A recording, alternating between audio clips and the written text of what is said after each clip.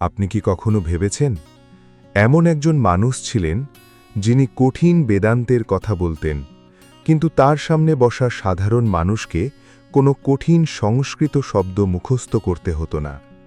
তিনি বলতেন না যে এই দার্শনিক তত্ত্বটি বুঝতে হলে আগে উপনিষদ পড়ুন, তারপর বেদান্ত পড়ুন, তারপর দর্শনের ইতিহাস পড়ুন। বরং তিনি হয়তো বলতেন, আচ্ছা একটা গল্প বলি। আর তারপর এমন একটি গল্প বলতেন যে গল্প শুনে গ্রামের সাধারণ মানুষও বুঝে যেত ঈশ্বর, আত্মা, মায়া, অহংকার কিংবা সংসারের আসক্তির মতো গভীর বিষয়ের অর্থ। একটি নুনের পুতুল সমুদ্রের গভীরতা মাপতে গেল। সমুদ্রে নামতেই কি হল? পুতুলটি আর ফিরে এলো না। কেন? কারণ যে সমুদ্রের গভীরতা সে মাপতে গিয়েছিল, সেই সমুদ্রেই সে নিজে মিশে গেল। শুনতে খুব সাধারণ একটা গল্প, কিন্তু এই ছোট্ট গল্পের ভিতরেই লুকিয়ে আছে আত্মা ও ব্রহ্ম, ব্যক্তিসত্তা ও পরম সত্তা, জ্ঞান ও অজ্ঞানের এক গভীর প্রশ্ন। আবার তিনি বলতেন, একটি মানুষ যদি হাতে কাঁটা নিয়ে বসে থাকে এবং আরেকটি কাঁটা দিয়ে সেই কাঁটা বের করে, তারপর দুটো কাঁটাই ফেলে দেয়, তাহলে? এই সাধারণ উদাহরণ দিয়েই বোঝানো যায় জ্ঞান কিভাবে অজ্ঞানের বন্ধন কাটিয়ে শেষ পর্যন্ত নিজেকেও অতিক্রম করতে পারে। আবার সংসারের আসক্তি বোঝাতে তিনি ব্যবহার করতেন কামিনী কাঞ্চনের কথা। নারী ও সোনা, এই দুটি শব্দের আক্ষরিক অর্থের চেয়ে তার শিক্ষায় এর গভীর অর্থ ছিল কামনা, লোভ, ভোগের প্রতি অতিরিক্ত আসক্তি এবং মানুষের মনকে ঈশ্বর চিন্তা থেকে দূরে সরিয়ে দেওয়া বস্তুগত মোহ। এটাই ছিল শ্রীরামকৃষ্ণের অসাধারণ শিক্ষা দেওয়ার পদ্ধতি। তিনি দর্শনকে বইয়ের পাতায় আটকে রাখেননি। তিনি দর্শনকে নিয়ে এসেছিলেন রান্নাঘরে, বাজারে, নদীর ঘাটে, কৃষকের জীবনে, পাখির আচরণে, সংসারের সম্পর্কের মধ্যে। এক কথায়, শ্রীরামকৃষ্ণ ছিলেন আধ্যাত্মিকতার এমন এক গল্পকার, যিনি কঠিন সত্যকে সাধারণ মানুষের হৃদয়ের ভাষায় পৌঁছে দিতে পারতেন। আপনারা শুনছেন সনাতন দর্শন কৃষ্ণ। ভিডিওটি ভালো লাগলে শুরুতেই লাইক করুন, চ্যানেলটি সাবস্ক্রাইব করুন এবং ভিডিওটি শেষ পর্যন্ত দেখুন, কারণ আজ আমরা শুধু কয়েকটি গল্প শুনব না, আমরা দেখব এই ছোট ছোট গল্পগুলোর ভিতরে আসলে কি গভীর আধ্যাত্মিক শিক্ষা লুকিয়েছিল। আর হয়তো ভিডিওটি শেষ হওয়ার পর আপনি বুঝতে পারবেন কেন 1 শতাব্দীরও বেশি সময় পরেও শ্রীরামকৃষ্ণের বলা সেই সহজ গল্পগুলো মানুষের মনে এত গভীরভাবে থেকে গেছে। ভাবুন তো, একজন মানুষকে যদি বলা হয় ব্রহ্ম নিরাকার, নির্গুণ, অনন্ত এবং অবর্ণনীয়, সে হয়তো কিছুক্ষণ মাথা নাড়বে, কিন্তু সত্যিই কি বুঝবে? আবার তাকে যদি বলা হয় যেমন বরফ আর জল একই পদার্থের দুটি অবস্থা, তেমনি নিরাকার ও সাকার ঈশ্বরকে ভিন্নভাবে অনুভব করা যায়, তখন বিষয়টি অনেক সহজ হয়ে যায়। শ্রীরামকৃষ্ণের শক্তি ছিল এখানেই। তিনি জানতেন মানুষের মন তত্ত্বের চেয়ে গল্পকে সহজে মনে রাখে। একটি দীর্ঘ বক্তৃতা মানুষ ভুলে যেতে পারে, কিন্তু একটি ছোট গল্প অনেক বছর মনে থেকে যায়। আপনি ছোটবেলায় নিশ্চয়ই এমন কোনো গল্প শুনেছেন যার শিক্ষা আজও আপনার মনে আছে, কারণ গল্প শুধু কানে ঢোকে না, গল্প কল্পনায় ছবি তৈরি করে, আর ছবি তৈরি হলে শিক্ষা মনে বসে যায়। শ্রীরামকৃষ্ণ এই মানবিক মনস্তত্ত্বকে কোনো আধুনিক সাইকোলজি বই পড়ে শিখেছিলেন এমন দাবি করার দরকার নেই। তার নিজের স্বাভাবিক বোধ থেকেই তিনি বুঝেছিলেন মানুষের কাছে সত্যকে কিভাবে পৌঁছে দিতে হয়। তাই তার কথাই ছিল গ্রাম বাংলার গন্ধ, ছিল মাটির ঘরের সরলতা, ছিল নদী, নৌকা, কৃষক, মাছ, পাখি, বাজার, সংসার, মা বাবা, স্বামী স্ত্রী, চাকরি, টাকা পয়সা, সব কিছুর উদাহরণ। আর সেই সাধারণ জিনিসগুলোর মধ্যেই তিনি দেখিয়ে দিতেন অসাধারণ সত্য। চলুন শুরু করি সেই বিখ্যাত নুনের পুতুলের গল্প দিয়ে। ধরুন একটি নুনের পুতুল তৈরি হলো। সে একদিন শুনল সমুদ্র নাকি অসীম গভীর। সে ভাবল, সমুদ্র কত গভীর আমি নিজে গিয়ে মেপে দেখব। পুতুলটি সমুদ্রের কাছে গেল, তারপর ধীরে ধীরে জলে নামল। প্রথমে পা ভিজল, তারপর কোমর, তারপর বুক। আর যতই সে সমুদ্রের গভীরে গেল, ততই তার শরীরের নুন জলে গলতে লাগল। শেষ পর্যন্ত সে সম্পূর্ণভাবে সমুদ্রে মিশে গেল। তারপর আর কেউ তাকে জিজ্ঞাসা করতে পারল না সমুদ্র কত গভীর, কারণ উত্তর দেওয়ার মতো আলাদা পুতুলটিই আর নেই। এই গল্পটি এত সুন্দর কেন? কারণ এখানে আমি এবং পরম সত্যের সম্পর্ক নিয়ে একটি গভীর আধ্যাত্মিক প্রশ্ন রয়েছে। আমরা সাধারণত নিজেদের আলাদা সত্তা হিসেবে দেখি। আমি আলাদা, তুমি আলাদা, এই পৃথিবী আলাদা, ঈশ্বর আলাদা। কিন্তু গভীর আধ্যাত্মিক অভিজ্ঞতায় এই আমির সীমা কতটা গিয়ে শেষ হয়? বেদান্তের ভাষায় ব্রহ্মকে অনন্ত বলা হয়। যদি সেই অনন্ত সত্যকে সম্পূর্ণভাবে উপলব্ধি করতে হয়, তাহলে সীমাবদ্ধ আমি কতটা সেখানে আলাদা থাকতে পারে? নুনের পুতুলের গল্প সেই কথাটাই সহজ করে বোঝায়। এখানে সমুদ্রকে আপনি অসীম সত্য হিসেবে ভাবতে পারেন, আর নুনের পুতুলকে সীমাবদ্ধ ব্যক্তিসত্তা হিসেবে। যতক্ষণ পুতুলটি সমুদ্রের বাইরে, ততক্ষণ সে সমুদ্রকে নিয়ে কথা বলতে পারে, কিন্তু সমুদ্রের মধ্যে সম্পূর্ণ মিশে গেলে তার আলাদা অস্তিত্ব থাকে না। এ কারণেই গভীরতম আধ্যাত্মিক সত্যকে ভাষায় পুরোপুরি প্রকাশ করা কঠিন। যে মানুষ সত্যকে সম্পূর্ণভাবে উপলব্ধি করেছে, তার অভিজ্ঞতা হয়তো ভাষায় সম্পূর্ণ প্রকাশ করা সম্ভব নয়, কারণ ভাষা তৈরি হয় সীমিত অভিজ্ঞতার জন্য। অসীমকে সীমিত শব্দে কতটা ধরা যায়? এই প্রশ্ন আজও দর্শনের একটি গভীর প্রশ্ন, আর শ্রীরামকৃষ্ণ সেটি বোঝালেন একটি নুনের পুতুল দিয়ে, কোনো কঠিন বইয়ের অধ্যায় দিয়ে নয়। এবার আসি তার আরেকটি অত্যন্ত গুরুত্বপূর্ণ শিক্ষায়, কামিনী কাঞ্চন। শ্রীরামকৃষ্ণের কথায় কামিনী কাঞ্চন একটি বহুল ব্যবহৃত ধারণা। অনেকে শুধু শব্দ দুটির আক্ষরিক অর্থ নিয়েই আলোচনা করেন, কিন্তু তার আধ্যাত্মিক শিক্ষার প্রসঙ্গে বিষয়টি আরও বিস্তৃত। এখানে কামিনী বলতে কামনা বা ইন্দ্রিয়া শক্তির প্রতীক, এবং কাঞ্চন বলতে অর্থ, সম্পদ ও লোভের প্রতীক হিসেবে বোঝা যায়। তিনি সংসার বা নারীকে ঘৃণা করতে বলেননি, তিনি সম্পদকেও নিজে পাপ বলেননি। প্রশ্ন ছিল, আপনার মন কি তার দাস হয়ে গেছে? একজন মানুষ টাকা ব্যবহার করছে, এটা এক জিনিস, আর টাকা মানুষটিকে ব্যবহার করছে, এটা সম্পূর্ণ অন্য জিনিস। একজন মানুষ সংসারে আছে, এটা স্বাভাবিক, কিন্তু সংসার যদি তার সমস্ত চিন্তা, সমস্ত পরিচয়, সমস্ত শান্তি কেড়ে নেয়, তাহলে সে আসক্তির বন্দী হয়ে যায়। একটি নৌকা নদীতে চলবে, নৌকার নিচে জল থাকা দরকার, কিন্তু নৌকার ভিতরে জল ঢুকে গেলে নৌকা ডুবে যাবে। এই উদাহরণটি শ্রীরামকৃষ্ণের শিক্ষার সঙ্গে অত্যন্ত সুন্দরভাবে মিলে যায়। সংসারের মধ্যে থাকা সমস্যা নয়, সমস্যা হল সংসার যেন আমাদের ভিতরে না ঢুকে পড়ে। আমরা কাজ করব, টাকা উপার্জন করব, পরিবারকে ভালোবাসব, সন্তানকে বড় করব, কিন্তু সবকিছুর মাঝেও যদি মনে থাকে আমার সবকিছুই শুধু এই জগতের জন্য নয়, তাহলে মানুষের ভিতরে একটি ভারসাম্য তৈরি হয়। এটাই তার সংসারী মানুষের জন্য গুরুত্বপূর্ণ শিক্ষা। আর আজকের পৃথিবীতে এই শিক্ষা আরও প্রাসঙ্গিক, কারণ আজ আমাদের কাছে টাকা শুধু ব্যাংকের অ্যাকাউন্টে নেই, টাকা আমাদের মোবাইলের স্ক্রিনে, আমাদের শপিং লিস্টে, আমাদের সোশ্যাল মিডিয়া কম্প্যারিজনে, আমাদের লাইফস্টাইলের মধ্যে। একজন অন্যজনের বাড়ি দেখে ভাবে আমার বাড়ি ছোট, অন্যের গাড়ি দেখে আমার গাড়ি পুরনো, অন্যের ভেকেশন দেখে আমার জীবন কত সাধারণ, অন্যের সাকসেস দেখে আমি পিছিয়ে পড়েছি। এভাবেই কাঞ্চন শুধু টাকা নয়, তুলনা, লোভ, স্ট্যাটাস এবং বাহ্যিক সাফল্যের প্রতি আসক্তিতে পরিণত হয়। তাই শ্রীরামকৃষ্ণের শিক্ষা আজও নতুন করে পড়ার মতো।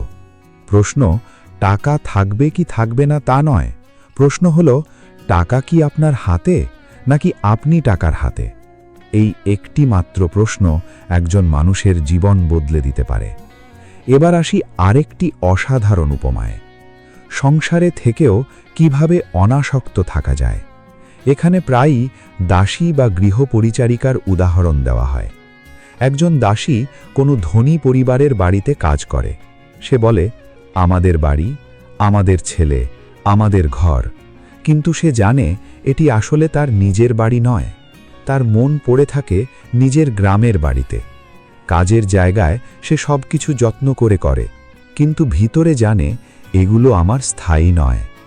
এই উদাহরণ দিয়ে বোঝানো যায় সংসারে থেকেও মনকে ঈশ্বরের দিকে রাখা সম্ভব। এখানে আবার একটা গুরুত্বপূর্ণ শিক্ষা আছে। অনাসক্তি মানে দায়িত্বহীনতা নয়, অনাসক্তি মানে ভালোবাসা বন্ধ করা নয়, বরং অনাসক্তি হল ভালোবাসব কিন্তু আঁকড়ে ধরব না, দায়িত্ব পালন করব কিন্তু অহংকার করব না, কাজ করব কিন্তু ফলের দাস হব না, সম্পদ ব্যবহার করব কিন্তু সম্পদকে নিজের পরিচয় বানাব না। আজকের পৃথিবীতে এই শিক্ষা অত্যন্ত মূল্যবান, কারণ আমরা জিনিস ব্যবহার করি শুধু নয়, আমরা অনেক সময় জিনিসের সঙ্গে নিজের পরিচয় জুড়ে দিই। আমার বাড়ি, আমার গাড়ি, আমার জব, আমার পজিশন, আমার স্যালারি, আমার রেপুটেশন। তারপর কোনো একটি জিনিস হারিয়ে গেলে মনে হয় আমি শেষ। কিন্তু আপনি আপনার জব নন, আপনি আপনার ব্যাংক ব্যালেন্স নন, আপনি আপনার পদবি নন, আপনি আপনার সোশ্যাল মিডিয়া প্রোফাইল নন। আপনার ভিতরে এমন একটি সত্তা আছে যার মূল্য এসবের চেয়ে অনেক গভীর। শ্রীরামকৃষ্ণের শিক্ষা আমাদের সেই ভিতরের পরিচয়ের দিকে ফিরিয়ে দেয়। এবার আসি নৌকার উপমায়। মানুষের মনকে তিনি অনেক সময় নৌকার সঙ্গে তুলনা করতেন। নৌকা নদীতে থাকবে, জল তাকে ঘিরে থাকবে, কিন্তু জল যেন নৌকার ভিতরে না ঢোকে।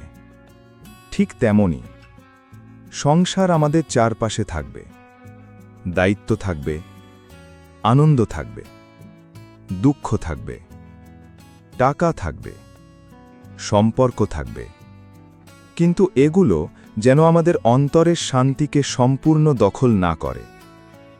এই শিক্ষা শুনতে সহজ, কিন্তু পালন করা কঠিন।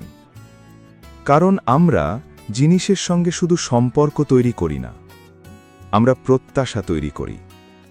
আমরা চাই আমার সন্তান আমার মতো হোক, আমার পরিবার আমাকে বুঝুক, আমার বস আমাকে প্রশংসা করুক, আমার বন্ধু আমাকে সম্মান করুক, আমার সমাজ আমাকে সফল বলুক। যখন এই প্রত্যাশাগুলো পূরণ হয় না, আমাদের মন ভেঙে যায়। তাই অনাসক্তির অর্থ হয়তো প্রত্যাশাহীনতা নয়, বরং প্রত্যাশার উপর নিজের সম্পূর্ণ সুখ নির্ভর না করা। এবার আসি আরেকটি বিখ্যাত উপমায়। কাঁঠাল ভাঙতে গেলে হাতে তেল মাখতে হয়। বাংলার মানুষ এই উদাহরণ খুব সহজেই বুঝতে পারে। কাঁঠাল কাটতে গেলে তার আঠা হাতে লেগে যায়, কিন্তু হাতে আগে তেল মাখলে আঠা সহজে আটকায় না। শ্রীরামকৃষ্ণের শিক্ষা ছিল, সংসারে থাকতে হলে এমন একটা আধ্যাত্মিক তেল দরকার, যাতে সংসারের আঠা আমাদের পুরোপুরি আটকে না ফেলে। এই তেল কি? ভক্তি, ঈশ্বর স্মরণ, বিবেক, আত্মজ্ঞান, সৎসঙ্গ, নিয়মিত প্রার্থনা আর নিজের জীবনের উদ্দেশ্য সম্পর্কে সচেতনতা। কারণ সংসারের আঠা খুব শক্তিশালী। আজ সকালে আপনি ভাবলেন, আজ একটু শান্ত থাকব। দুপুরের মধ্যে একটা মেসেজ এলো, কেউ আপনাকে অপমান করল, আপনার শান্তি চলে গেল। আপনি ভাবলেন, আমি কেন এমন বললাম? তারপর আরও 10টা চিন্তা, তারপর পুরনো ঘটনা মনে পড়ল, তারপর ভবিষ্যতের চিন্তা। এভাবেই মন আটকে গেল। এই হলো সংসারের আঠা। তাই আধ্যাত্মিক প্রস্তুতি শুধু মন্দিরে যাওয়া নয়, প্রতিদিনের জীবনে নিজের মনকে প্রস্তুত করাও সাধনার অংশ। এবার আসি শ্রীরামকৃষ্ণের আরেকটি অত্যন্ত জনপ্রিয় উপমায়। ছাদে ওঠার জন্যে অনেক পথ থাকতে পারে। কেউ সিঁড়ি দিয়ে উঠছে, কেউ মই দিয়ে, কেউ অন্য কোনো পথ দিয়ে। কিন্তু ছাদে পৌঁছনোর পরে ছাদ তো একই। এই উপমার মাধ্যমে তিনি ধর্মীয় বৈচিত্র্যের মধ্যে ঐক্যের কথা বোঝাতেন। মানুষ বিভিন্ন ধর্ম পালন করে। কারো ঈশ্বরের নাম আল্লাহ, কারো কাছে তিনি কৃষ্ণ, কারো কাছে কালী, কারো কাছে রাম। কেউ নিরাকার ব্রহ্মের উপাসনা করে, কেউ ঈশ্বরকে পিতা ভাবে, কেউ মা ভাবে, কেউ বন্ধুর মতো ভালোবাসে। শ্রীরামকৃষ্ণের নিজের সাধনা জীবনও বহু ধর্মীয় ও আধ্যাত্মিক পথের প্রতি তার অনুসন্ধানের জন্য বিশেষভাবে পরিচিত। এই কারণেই তার ধর্মভাব ছিল শুধু তর্কের ধর্ম নয়। তিনি যেন বলছেন, তুমি যে পথেই যাও, সত্যিই যদি আন্তরিক হও তাহলে সেই পথ তোমাকে কোথায় নিয়ে যায় তা দেখো। এখানে একটি গুরুত্বপূর্ণ শিক্ষা আছে।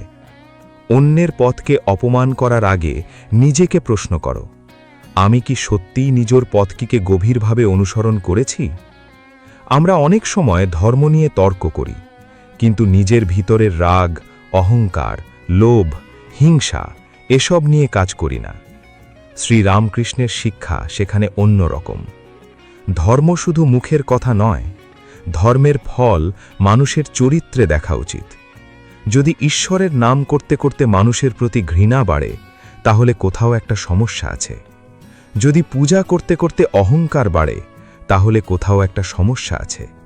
যদি ধর্ম মানুষকে ভালো না করে, তাহলে ধর্মের অর্থ নিয়ে আবার ভাবতে হবে। এবার আসি গুরু সম্পর্কে তার একটি সহজ ধারণায়। তিনি বুঝতেন, সবাইকে একইভাবে শিক্ষা দেওয়া যায় না। একজন শিশুকে যে ভাষায় বোঝানো হয়, একজন দার্শনিককে সেই ভাষায় বোঝানো যায় না। তাই তার শিক্ষায় ছিল অসাধারণ ফ্লেক্সিবিলিটি। কেউ প্রশ্ন করলে তিনি সেই ব্যক্তির মানসিক অবস্থার সঙ্গে মিলিয়ে উত্তর দিতেন। কারো জন্যে গল্প, কারো জন্যে উপমা, কারো জন্যে ভক্তির কথা, কারো জন্যে জ্ঞানের কথা, কারো জন্যে সরাসরি সতর্কতা। এটা একজন সত্যিকারের শিক্ষকের বৈশিষ্ট্য। শিক্ষক নিজের জ্ঞান দেখাতে ব্যস্ত নন, তিনি দেখেন শিক্ষার্থী কিভাবে বুঝবে। শ্রীরামকৃষ্ণের গল্পের শক্তি এখানেই। তিনি এমন কোনো ভাষা ব্যবহার করতেন না যাতে সাধারণ মানুষ মনে করে এই কথা আমার জন্যে নয়, বরং তার গল্প শুনে মানুষ ভাবত, আরে এটা তো আমার জীবনেরই কথা। ধরুন একজন মানুষ বলল, আমার মন সবসময় ঈশ্বরের দিকে থাকে না। তিনি হয়তো তাকে বলতেন, সংসারে থেকো কিন্তু মনটা ঈশ্বরের দিকে রাখো। তারপর একটি উপমা, যেমন একজন মানুষ হাতে মাছ ধরার ছিপ ধরে বসে আছে। সে বাইরে অন্য কাজ করছে, কিন্তু তার মন পড়ে আছে ছিপের দিকে, কারণ সে জানে কখন মাছ টোপে মুখ দেবে। এভাবেই সংসারের কাজ করতে করতে মানুষের অন্তরে ঈশ্বর স্মরণ থাকতে পারে। এটা কঠিন দর্শন নয়, কিন্তু এর ভিতরে রয়েছে মাইন্ডফুলনেসের মতো একটি ধারণা। বাইরে কাজ করলেও ভিতরে নিজের কেন্দ্রকে হারিয়ে না ফেলা। আজ আমরা বলি, be present, stay mindful, don't lose yourself. Sri Ramakrishna নিজের সহজ ভাষায় মানুষের মনকে সেই দিকেই নিয়ে যেতেন। এবার আসি জ্ঞান এবং অজ্ঞানের একটি সহজ উপমায়। ধরুন আপনার পায়ে কাঁটা ফুটেছে, আরেকটি কাঁটা নিয়ে আপনি প্রথম কাঁটাটি বের করলেন। এখন কি করবেন? দ্বিতীয় কাঁটাটিকেও রেখে দেবেন? না, দুটোকেই ফেলে দেবেন। এই উপমা দিয়ে বোঝানো যায়, অজ্ঞানের কাঁটা বের করতে জ্ঞানের কাঁটা দরকার, কিন্তু শেষ পর্যন্ত আমি জ্ঞানী এই অহংকারও ছাড়তে হয়। এখানে শিক্ষাটি অত্যন্ত সূক্ষ্ম। একজন মানুষ অজ্ঞান, সে ভাবে আমি দেহ, আমি টাকা, আমি পদ, আমি সাফল্য। তারপর সে জ্ঞান অর্জন করে, বলে আমি আত্মা। এটা একটা বড় পরিবর্তন। কিন্তু এখানেও যদি অহংকার তৈরি হয়, আমি অন্যদের চেয়ে জ্ঞানী, তাহলে নতুন একটি বন্ধন তৈরি হলো। তাই জ্ঞানও শেষ পর্যন্ত অহংকারের কারণ হওয়া উচিত নয়। সত্যিকারের জ্ঞান মানুষকে বিনয়ী করে। এবার আসি আরেকটি অসাধারণ ধারণায়, মৌমাছি এবং ফুল।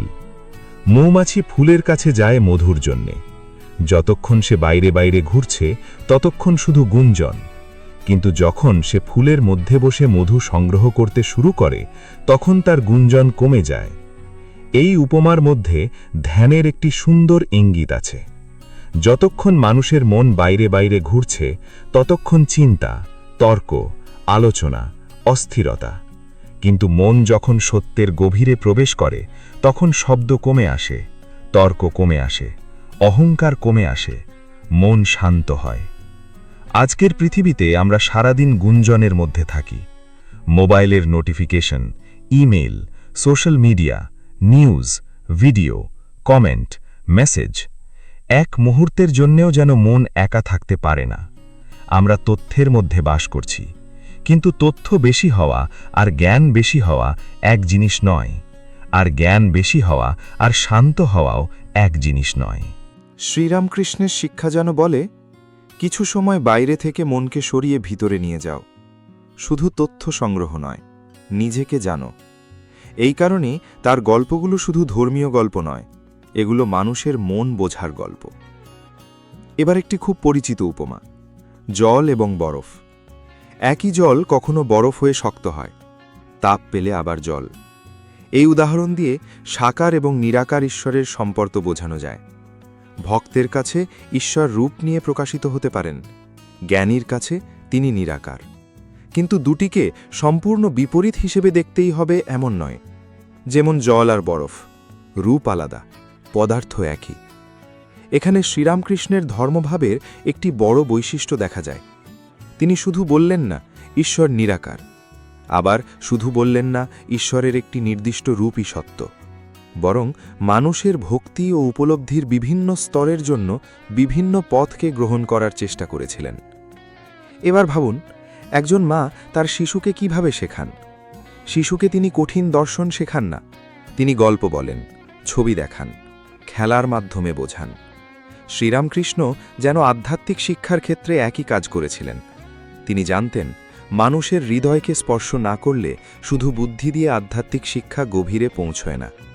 তাই তার কথায় ছিল হাসি, ছিল রসিকতা, ছিল নাটকীয়তা, ছিল গল্প, ছিল কখনো কঠিন সতর্কতা, আর ছিল এমন ভাষা যা শুনে মনে হতো এ তো আমারই কথা। এই কারণেই তার শিক্ষার মধ্যে একটি অসাধারণ মানবিকতা রয়েছে। তিনি মানুষকে প্রথমেই বলতেন না তুমি পাপী, বরং তিনি মানুষকে তার নিজের ভিতরের সম্ভাবনার দিকে তাকাতে সাহায্য করতেন। তিনি বলতেন তোমার ভিতরে ঈশ্বরীয় সম্ভাবনা আছে। তোমার জীবন শুধু খাওয়া, ঘুম, টাকা, সংসার আর মৃত্যুর জন্য নয়। মানুষের ভিতরে আরও কিছু আছে, আর সেই আরও কিছুর সন্ধানই আধ্যাত্মিক জীবন। এখন একটি প্রশ্ন করি আপনাকে।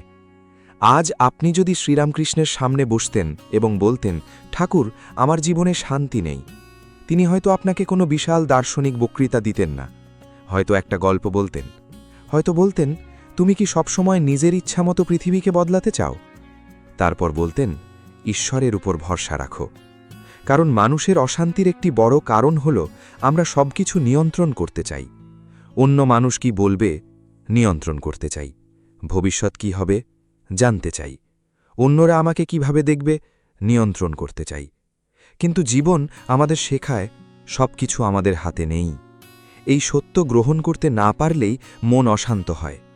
শ্রীরামকৃষ্ণের ভক্তির শিক্ষা এই জায়গায় এসে অত্যন্ত শক্তিশালী হয়ে ওঠে। আমি সব জানি না, আমি সব নিয়ন্ত্রণ করতে পারি না, তাই আমি ঈশ্বরের উপর ভরসা রাখছি। এটা দুর্বলতা নয়, অনেক সময় এটা গভীর মানসিক শক্তি। এবার আরেকটি গল্পের দিকে আসি। ধরুন একজন মানুষ নদী পার হতে চায়, তার হাতে একটি নৌকা আছে। সে নৌকায় উঠে নদী পার হলো। এখন সেই নৌকাটাকে মাথায় তুলে নিয়ে সারা জীবন হাঁটলে তাহলে কি সেটা বুদ্ধিমানের কাজ হবে? না, নৌকার কাজ ছিল তাকে নদী পার করে দেওয়া। এখানে আধ্যাত্মিক সাধনার বিভিন্ন পদ্ধতি নিয়ে একটি গভীর শিক্ষা পাওয়া যায়। আচার, রীতি, উপাসনা, জপ, ধ্যান এসবের উদ্দেশ্য হল মানুষকে সত্যের দিকে নিয়ে যাওয়া। পদ্ধতি নিজেই যদি শেষ লক্ষ্য হয়ে যায় তাহলে সমস্যা। ধরুন আপনি প্রতিদিন প্রার্থনা করছেন, কিন্তু প্রার্থনার পরে মানুষের সঙ্গে আরও খারাপ ব্যবহার করছেন, তাহলে প্রার্থনা আপনাকে কোথায় নিয়ে যাচ্ছে? আপনি প্রতিদিন ধর্মীয় অনুষ্ঠান করছেন, কিন্তু অহংকার বাড়ছে, তাহলে কোথাও একটা ভুল হচ্ছে। সাধনার ফল মানুষের চরিত্রে দেখা উচিত। শ্রীরামকৃষ্ণের শিক্ষার অন্যতম সৌন্দর্য এখানেই। তিনি আচারকে বাতিল করেননি, কিন্তু আচারকে জীবনের চূড়ান্ত উদ্দেশ্যও বানাননি। উদ্দেশ্য হল ঈশ্বর চেতনা, উদ্দেশ্য হল হৃদয়ের পরিবর্তন, উদ্দেশ্য হল অহংকার কমানো, উদ্দেশ্য হল ভালোবাসা বাড়ানো, উদ্দেশ্য হল সত্যকে উপলব্ধি করা।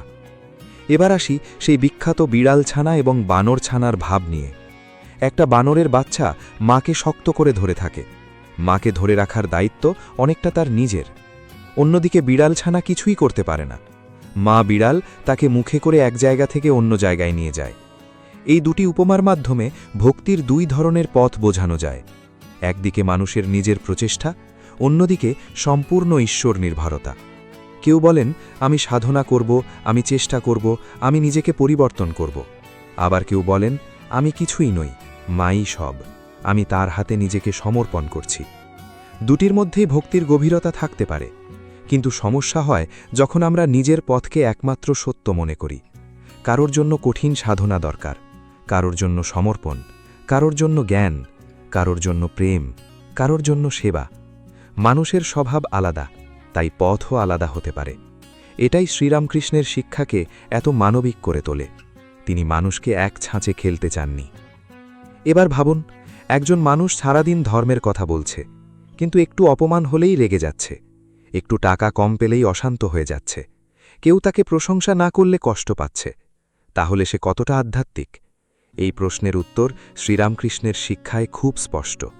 আধ্যাত্মিকতা মুখের কথায় নয়, আধ্যাত্মিকতা মানুষের প্রতিক্রিয়ায়। আপনাকে কেউ অপমান করল, আপনি কি করলেন? আপনার প্রিয় জিনিস কেউ নিয়ে নিল, আপনি কি করলেন?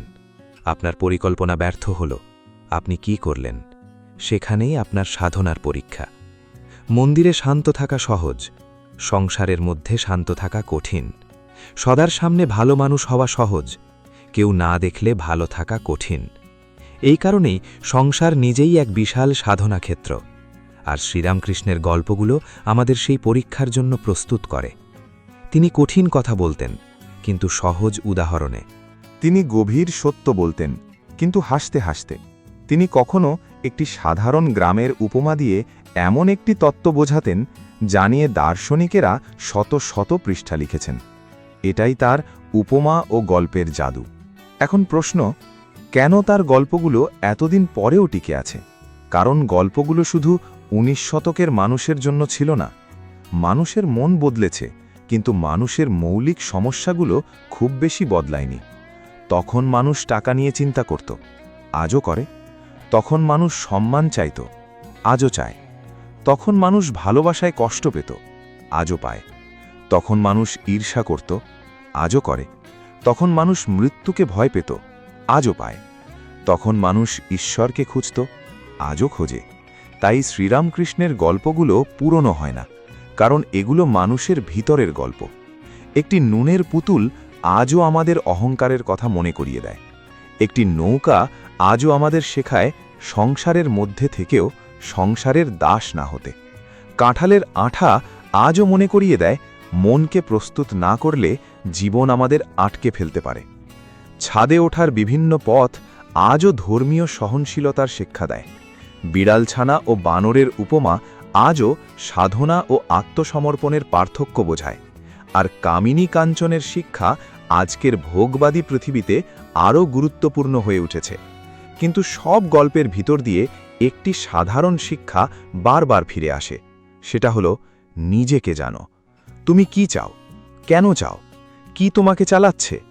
টাকা, সম্মান, ভালোবাসা, ভয়, অহংকার, নাকি সত্যের সন্ধান? এই প্রশ্নগুলো মানুষকে ভিতর থেকে বদলাতে শুরু করে। আর শ্রীরামকৃষ্ণের শিক্ষার সৌন্দর্য হল, তিনি প্রশ্নগুলোকে ভয়ঙ্কর করে তুলতেন না, তিনি গল্পের মধ্যে লুকিয়ে দিতেন। আপনি গল্প শুনতে শুনতে হঠাৎ বুঝতে পারতেন, আরে গল্পটা তো আমার জীবনের। এই মুহূর্তটাই ছিল তার শিক্ষার সাফল্য। একজন সত্যিকারের শিক্ষক তখনই সাফল্য হন যখন ছাত্র বলে, আমি বুঝেছি। আর শ্রীরামকৃষ্ণ যেন আরও এক ধাপ এগিয়েছিলেন। তিনি চাইতেন, তুমি শুধু বুঝবে না, তুমি অনুভব করবে। তাই তার কাছে আধ্যাত্মিকতা ছিল জীবন্ত বিষয়। এটি শুধু বই পড়া নয়, শুধু বক্তৃতা নয়, শুধু তর্ক নয়, জীবনের প্রতিটি মুহূর্তে নিজের মনকে পর্যবেক্ষণ করা। রাগের সময় নিজেকে দেখা, লোভের সময় নিজেকে দেখা, ভালোবাসার সময় নিজেকে দেখা, অহংকারের সময় নিজেকে দেখা, আর ধীরে ধীরে প্রশ্ন করা, আমি আসলে কে? হয়তো এই প্রশ্নের উত্তরই সব গল্পের শেষ শিক্ষা। কারণ নুনের পুতুল শেষ পর্যন্ত সমুদ্রে মিশে যায়, নৌকা নদী পার করে, কাঁঠালের আঠা থেকে বাঁচতে তেল লাগে, ছাদে যাওয়ার অনেক পথ আছে, কামিনী কাঞ্চনের আসক্তি মনকে বেঁধে রাখে, আর সব কিছুর শেষে মানুষকে ফিরে আসতে হয় নিজের অন্তরে। আজ আমরা যে পৃথিবীতে বাস করছি সেখানে তথ্যের অভাব নেই, কিন্তু শান্তির অভাব আছে। বইয়ের অভাব নেই, কিন্তু অন্তর্দৃষ্টির অভাব আছে। ধর্মের কথা বলার মানুষ অনেক, কিন্তু ধর্মকে জীবনে প্রয়োগ করার মানুষ কম। এই জায়গায় শ্রীরামকৃষ্ণের সহজ গল্পগুলো আবার নতুন করে গুরুত্বপূর্ণ হয়ে ওঠে, কারণ তিনি আমাদের কঠিন কিছু করার আগে একটি সহজ প্রশ্ন করেন, তোমার মন কোথায়? তুমি কি নিয়ে সারাদিন ভাবছ? যদি সারাদিন শুধু টাকা নিয়ে ভাবো, তাহলে টাকা তোমার ঈশ্বর হয়ে গেছে। যদি সারাদিন শুধু নিজের সম্মান নিয়ে ভাবো, তাহলে অহংকার তোমার ঈশ্বর হয়ে গেছে। যদি সারাদিন শুধু অন্যের সঙ্গে তুলনা করো, তাহলে অন্যের জীবন তোমার মন নিয়ন্ত্রণ করছে। আর যদি ধীরে ধীরে সত্য, প্রেম, সেবা এবং ঈশ্বরের দিকে মন ফেরাতে পারো, তাহলে জীবনের কেন্দ্র বদলাতে শুরু করবে। এই পরিবর্তনই আধ্যাত্মিকতার শুরু। আর হয়তো এই কারণেই শ্রীরামকৃষ্ণের গল্পগুলো শুধু শোনার জন্য নয়, বারবার মনে করার জন্য। যখন খুব অহংকার হবে, নুনের পুতুলকে মনে করুন। যখন সংসারের চিন্তায় ডুবে যাবেন, নৌকার কথা মনে করুন। যখন অর্থের প্রতি অতিরিক্ত আসক্তি তৈরি হবে, কামিনী কাঞ্চনের শিক্ষা মনে করুন। যখন অন্য ধর্ম বা অন্য মানুষের পথকে ছোট করতে ইচ্ছা করবে, ছাদে ওঠার বিভিন্ন পথের কথা মনে করুন। আর যখন মনে হবে আপনি একাই সব কিছু করতে পারবেন, বিড়ালছানা আর বানরের উপমা মনে করুন। আর সব শেষে যখন জীবনের কঠিন তত্ত্ব বুঝতে পারবেন না, তখন মনে রাখুন, ঈশ্বরের সত্য হয়তো সব সময় কঠিন ভাষায় আসে না। কখনো কখনো সত্য আসে একটি গল্প হয়ে, একটি উপমা হয়ে, একটি গ্রামের সাধারণ কথার মধ্যে দিয়ে, একজন সাধকের হাসির মধ্যে দিয়ে। আর সেই কারণেই শ্রীরামকৃষ্ণকে শুধু একজন সাধক হিসেবে দেখলে তার একটি দিক দেখা হয়, তাকে একজন অসাধারণ আধ্যাত্মিক শিক্ষক হিসেবে দেখলে আরেকটি দিক দেখা যায়। আর তাকে একজন গল্পকার হিসেবে দেখলে আমরা বুঝতে পারি কিভাবে তিনি মানুষের হৃদয়ের দরজা খুলতে জানতেন। তার গল্পের জাদু ছিল শব্দে নয়, জাদু ছিল সত্যকে মানুষের পরিচিত জীবনের সঙ্গে যুক্ত করার ক্ষমতায়।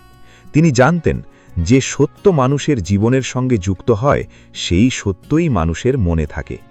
আজকের ভিডিও থেকে তাই আপনি শুধু শ্রীরামকৃষ্ণের কয়েকটি উপমা মনে রাখবেন না, নিজের জীবনেও এগুলো ব্যবহার করে দেখুন। আজ রাতে নিজেকে একটি প্রশ্ন করুন, আমার জীবনের নৌকার ভিতরে কি জল ঢুকে গেছে? অর্থাৎ সংসারের চিন্তা কি আমার মনকে পুরোপুরি দখল করে নিয়েছে? আর একটি প্রশ্ন করুন, আমি কি নুনের পুতুলের মতো নিজের সীমাবদ্ধ অহংকারকে ধরে বসে আছি? আরেকটি, আমার কামিনী কাঞ্চন কি? অর্থাৎ কোন জিনিসের প্রতি আমার অতিরিক্ত আসক্তি আমাকে স্বাধীনভাবে বাঁচতে দিচ্ছে না? আরেকটি প্রশ্ন, আমি কি অন্যের পথকে ছোট করছি অথচ নিজের পথেও গভীরভাবে হাঁটছি না? আর সব শেষে, আমি কি সত্যিই নিজের ভিতরের মানুষটিকে চিনতে চেষ্টা করছি? হয়তো এই 5টি প্রশ্নের উত্তরই আপনার নিজের জীবনের একটি নতুন অধ্যায় শুরু করতে পারে। শ্রীরামকৃষ্ণের গল্পের সবচেয়ে বড় সৌন্দর্য এটাই, তিনি আমাদের শুধু বলেন না এটা বিশ্বাস করো, তিনি গল্প বলেন, আর গল্পের শেষে যেন আমাদের হাতে একটি আয়না তুলে দেন। সেই আয়নায় আমরা অন্য কাউকে দেখি না, নিজেকেই দেখি। আর তখন বুঝতে পারি, নুনের পুতুলটি হয়তো আমি, নৌকাটিও হয়তো আমার জীবন, কাঁঠালের আঠাও আমার আসক্তি, ছাদে যাওয়ার পথও আমার সাধনা। আর যে সত্যকে আমি এতদিন বাইরে খুঁজছিলাম, হয়তো তার সন্ধান শুরু করতে হবে নিজের ভিতর থেকেই। এটাই শ্রীরামকৃষ্ণের সাধারণ ভাষায় গভীর আধ্যাত্মিক শিক্ষার সবচেয়ে বড় জাদু। তিনি কঠিন কথাকে সহজ করেছিলেন, কিন্তু সহজ করে দিতে গিয়ে সত্যকে ছোট করেননি, বরং সত্যকে মানুষের কাছে পৌঁছে দিয়েছিলেন। আর সেই কারণেই তার বলা একটি ছোট গল্প কখনো কখনো একটি বিশাল দর্শনের চেয়েও বেশি শক্তিশালী হয়ে ওঠে, কারণ দর্শন হয়তো মাথাকে প্রশ্ন করে, কিন্তু গল্প হৃদয়কে প্রশ্ন করে। আজকের ভিডিওটি যদি আপনার ভালো লেগে থাকে তাহলে অবশ্যই লাইক করুন। আপনার কাছে শ্রীরামকৃষ্ণের কোন উপমা বা গল্পটি সবচেয়ে ভালো লাগে কমেন্টে জানাবেন। আপনি চাইলে আপনার প্রিয় গল্পটিও লিখতে পারেন। পরবর্তী ভিডিওতে আমরা সেটির গভীর আধ্যাত্মিক অর্থ নিয়ে আলোচনা করতে পারি। আর এমন আরও গল্প, শিক্ষা, দর্শন এবং শ্রীরামকৃষ্ণ, মা শারদা ও স্বামী বিবেকানন্দের জীবন ও ভাবধারা নিয়ে ভিডিও পেতে সনাতন দর্শন কৃষ্ণ চ্যানেলটি সাবস্ক্রাইব করে পাশে থাকা বেল আইকনটি চাপতে ভুলবেন না। ভিডিওটি ভালো লাগলে একজন বন্ধুর সঙ্গে শেয়ার করুন। হয়তো একটি ছোট গল্প আপনার পরিচিত কারো জীবনে বড় একটি পরিবর্তন আনতে পারে। মনে রাখবেন, সংসারে থাকুন, কিন্তু সংসার যেন আপনার ভিতরে না ঢোকে। জ্ঞান অর্জন করুন, কিন্তু জ্ঞানের অহংকার যেন না হয়। টাকা ব্যবহার করুন, কিন্তু টাকা যেন আপনাকে ব্যবহার না করে। নিজের ধর্ম পালন করুন, কিন্তু অন্যের পথকে ঘৃণা করবেন না। আর ঈশ্বরকে খুঁজতে গেলে শুধু আকাশের দিকে তাকাবেন না, কখনো নিজের মনের দিকেও তাকাবেন, কারণ শ্রীরামকৃষ্ণের গল্পগুলো শেষ পর্যন্ত আমাদের সেই একই জায়গায় নিয়ে যায়, নিজের অন্তরে। জয় শ্রীরামকৃষ্ণ, জয় মা শারদা, জয় স্বামী বিবেকানন্দ। সনাতন দর্শন কৃষ্ণের সঙ্গে থাকুন। নমস্কার।